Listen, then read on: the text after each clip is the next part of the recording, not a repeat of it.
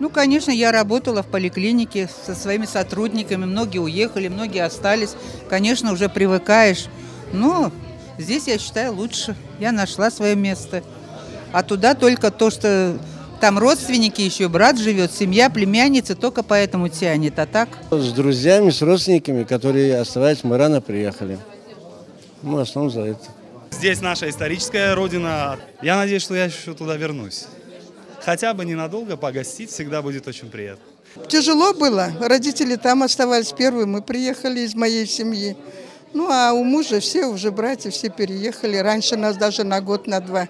Мы в 93-м году переехали. Единственное, что мои родители, там сестра, брат оставались. Детство пройденное там. Конечно, с домом расставаться было обидно, тяжело. Ну, друзья остались там еще. В основном-то сейчас все по России.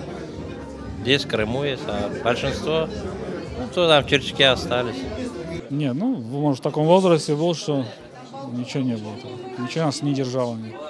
Тяжелее всего было расставаться с людьми, которые там жили. Ну, это в первую очередь. Во вторую очередь, конечно, окружающая вот эта вся среда. Мы жили в городе Черчик, это в пойме реки Черчик.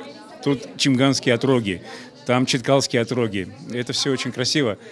Тяжелее всего было расставаться с домом, в котором родилась. Мы же жили все в благоустроенных домах, со всеми удобствами. Работала, я в школе работала. У нас очень была развита инфраструктура, дороги, телефоны, все. И когда мы переехали сюда, когда еще вот не было ни телефонов, дорог не было, ну, проблемы были. Но мы через все это прошли, и, Аллаху шукур, на данный момент, я считаю, мы сделали правильно, что рано переехали. Здесь наши дети выросли, образование получили, дорогу к себе свою нашли в жизни, семьями обзавелись, вот внуки растут. В Крыму мы радуемся.